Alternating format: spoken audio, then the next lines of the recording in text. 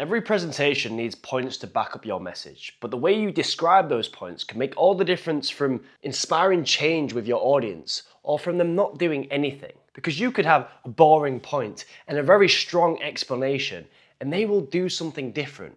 But if you have a boring point and a boring explanation, no change will happen. Which is why in this video, I'm going to go through the same formula, parts formula, world champion public speaker Craig Valentine taught me personally when creating points for your presentation. And this parts formula gives you a tick list of what you need to include for every single point that you have in your presentation to make sure your audience will feel it. Now let's start with the first one. The first one being P. And just so I'm very clear here, you want to tick off every section of this parts formula. So there's 5 sections. Number 1 is phrase. I want to show you some images right here. I'm going to get my computer up. But right here, you've got some companies. We've got McDonald's. What do you think of when you see McDonald's? Just what comes to your mind? Then we have Nike. What comes to your mind when you see Nike? Anything, any words, any images, any feelings? And then we have Tesco. Now, all of these are companies because when I see McDonald's or Mackey's, I think I'm loving it, even though I hate McDonald's. When I see Nike, I think just do it. When I see Tesco, I think every little helps. And these are phrases that companies use to sum up what they're all about, what their company stands for. But companies aren't the only thing that use this. People use it as well. Now check this one out. Look at this. Martin Luther King. What comes to mind when you see Martin Luther King? Because I reckon we are both thinking of the same thing. I have a dream. I have a dream. Everyone knows him for that. That is his phrase. Moving on to the next one. Eric Thomas. Now you might not know Eric Thomas, but he's a motivational public speaker and he's a very famous one. Now his one is, when you want to succeed as bad as you want to breathe, then you'll be successful. When you want to succeed as bad as you want to breathe, then you'll be successful. And then we've got David Goggins. What comes to mind when I say David Goggins? Who's going to carry the boats and the logs? You don't know me, son. You don't know me. They don't know me, son. Get it? 18. They don't know me, son. Who's gonna carry the boats and the logs? But these are phrases that each individual or company has that they use. That is their brand. And we remember those phrases when we see either the person or the company. Now just think, how can you include phrases with your presentation? Because you want to include phrases within your points, because you're not speaking just to be remembered, you're also speaking to be repeated. So how can you get people to repeat your point? If your phrase is a paragraph long, people aren't going to be able to repeat that. That's why you want your phrase to be around 12 words or less. Obviously it can be more, but I like to go at this 12 word barrier. And you want it to be catchy. It doesn't have to rhyme, but you want some sort of rhythm to it. And they're the rules when using phrases, because if I don't have a phrase, I don't take that point to the stage. That is my motto. That is what I go by. So before you go on to the next part of the parts formula, make sure you've got a phrase for your point. How can you sum that point up in 12 words or less that people can repeat, that they can put as a headline on a newspaper? Because then people will feel the message and they will repeat the message when they leave out that door. So that is the first one, P. Then we've got A. A is for anchor.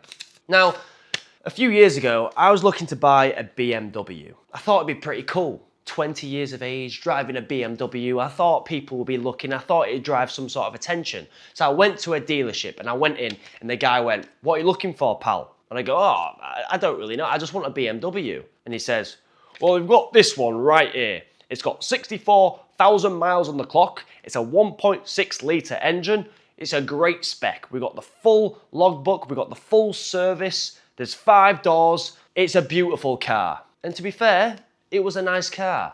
But for some reason, I don't know why, I just wasn't feeling it. And I left that dealership and I went on to a different dealership. And this one was in East Croydon in London. It was in the same day because I was looking around for cars. And a guy comes in and I'm staring at this BMW. And he just comes over and he goes, "You look good in that BMW." And I turned at him thinking, I would look good in that BMW. And he goes, "I can see you in that, sir. I can see you going around the corner, putting your foot down on those pedals, revving the engine, bending it round the corner, the wind blowing in your face when the windows are down, and you parking it in a car park. you walking out the car, you turning around and you looking at that car thinking, I'm glad I bought that. And in fact, I bought that car. Do you want to know the strange thing? That car was the exact same car as the previous dealership.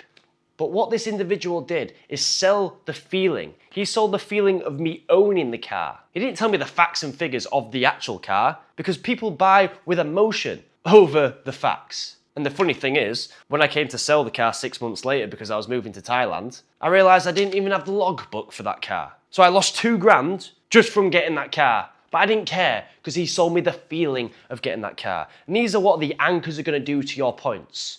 You are going to bring a feeling to the experience because feelings are a lot stronger. Now, options for anchors. We have anecdotes. I've just used one there. A story. Include stories for your points. We've got analogies, getting a complex topic and simplifying it so it's easier for them to understand. We have activities where you get the audience out and they can experience it. You get them involved. Like an activity that I do is I get the audience out, or I get one person from the audience. I chuck 10 pens at once at the audience member. He tries to catch them. Normally, he catches 1 or 2. But then I get the 10 pens and I chuck one and then the other. And then the next one, and then the next one. And he ends up catching all the pens. Now that activity is just to show them, if you do small things over time and you stagger your improvements, instead of trying to do everything at once, you are much more likely to exceed. So activities are a great way of involving people in your presentations. And the last one is visuals. You could get pictures on slides, you could get videos, but something to mix it up. So you get them to feel it, but then you also get them to repeat your message by having the phrase. That is the first 2 parts of the parts formula. Have your P and have your A. And then we've got the next one. The next one is R. R is for reflection, because you are speaking for the audience. You're never speaking for you. Yes, you might use your anchors. That might be your anecdotes and your analogies and activities that you thought about and you've learned on your journey, but you always need to relate it back to the audience. So in order for a point to be valid, you need to know what questions you're going to ask the audience so they can reflect on their own situation. Because it's all good talking about what you've done, but the audience only cares about what you've done if they can copy what you've done so they can get the same results. So make it clear about what questions you want to ask the audience whilst you're going through this, because if they are reflecting, they are engaging in what you're going to say. If you can get the audience to reflect on their own situation, they will like you more. They will remember you more. They will feel what you are talking about because it's more relatable for them. One speech that I do is about my brain injury. Not many people would have had brain injuries in the audience. But what everyone has had in the audience is things they've avoided, big challenges that they've avoided. So that's something that I get them to reflect on. What's one thing that you've been avoiding? What's one thing that you want to change in your life? What's one thing that you've been making excuses about? That's things that I get them to reflect on in my presentation, because that's something that I did with my brain injury. I used it as an excuse. I avoided it and I didn't tackle the challenge head on. So I used my story to help the people listening. That takes me on to the next one that you need to tick off. And remember, I've not even mentioned it, I don't know why I said remember, but there's some free resources in the links below. If you want to know how to create an influential presentation, check out that poster. That's the first link below. The second one will teach you how to open any presentation so you grip your audience from the very, very start. But getting into the next one, and that is to do. I'll be honest, I'm a bit retarded. I'm a bit slow. I'm not the brightest of the bunch. I want to know what you want me to do when I walk out that room. What's the one thing you want me to do? Don't give me 10 things because I'm going to forget. You know when you've got 10 things in your head when you go into the shop? For me, it's going to Tesco. I'm going to Tesco and I'm thinking, all right, I've got these 10 things that I wanted to get. I go around, I put them in my basket, I go out, I go into my car, I go home. I get home and I think, I forgot the mayonnaise. I forgot the mayonnaise and I'm fuming with myself. It's because I gave myself so many things to remember. But when I go to the shop knowing I only want to get mayonnaise and only mayonnaise, that's the only thing I need to buy, I don't forget about mayonnaise. I grab the mayonnaise, I go out, I pay for it, I go in the car. Done, sorted.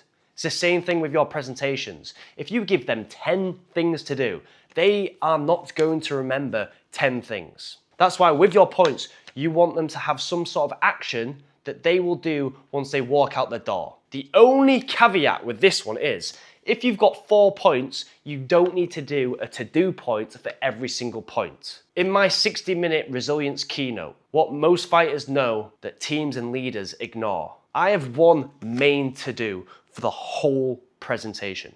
For 60 minutes, all I want them to do is one thing, because that one thing will compound into many other things. But that's all I want them to do. Going into the last one, the S, and the S is sell. You need to sell your point. And you might be thinking, well, what happens if I'm not trying to sell anything? That's the thing. When you're speaking, you are always selling. Even if you don't want their bank card, even if you don't want their money, even if you don't want their email address, you are always selling something. Your message, that is a point of view. That is something that you need to sell. So tell them, what will they gain from following you, from doing what you're telling them to do? What will happen in their life? But more importantly, what will they lose? That's how you sell stuff. What will they lose in their life if they don't do it? You know, when you're walking on the street, imagine you find £10. You find £10. You're gonna be thinking, oh, that's pretty good. But the next day you lose £10. It's the same amount of money, but the psychological effect from losing £10 is a lot worse. The feeling you get when you lose £10 is a lot bigger than the feeling you get when you gain £10. That's why so many people get done of tax fraud or tax evasion, because that feeling of losing money is painful. So tell them, what are they going to lose from not doing what you're telling them to do? For example, with my presentation on building resilience, I could say, if you do this, X, Y, and Z will happen. But if you don't do this, not only will it affect you, it will affect everyone around you. Because as soon as you make a bad decision of skipping your alarm or cheating your diet, that will slowly rub off onto your team. And that one mistake that you do becomes into one mistake that everybody else does. And your team is a team of 10. That means every time that you do one mistake, and your team copy you, that is 10 mistakes, and that will compound over time. So just think, every time that you pick the easy option when you really should be picking the more difficult option, your team is also doing the same. That is the real problem about avoiding the small things. Not just the effect it will have on you, but the effect it'll have on everyone else around you. Now that's just an example of how I use it with my presentation. But that is the formula. We've got the P, we've got the A, we've got the R, we've got the T, and we've got the S. But by having those in mind before you even start writing the full thing, you're gonna have a clear picture and clear direction of where you want to go. But if you don't do this, it's just like getting in a car and not knowing where you want to go, and driving around for hours feeling lost until you end up right back where you started. And you see that? That was the last S of the formula. But that is just one section to creating a presentation. It's a lot more than that. You've got your opening, you've got your closing, you've got your delivery, you've got practicing. All of that comes together, and that is what will make the audience feel what you've got to say. And if you want to make sure they feel it in the right manner, check out the first link below where I go through the blueprint to an influential presentation. And also, if you like this video, YouTube says you're probably going to like this one too. Peace. I'm off to the gym to get hench.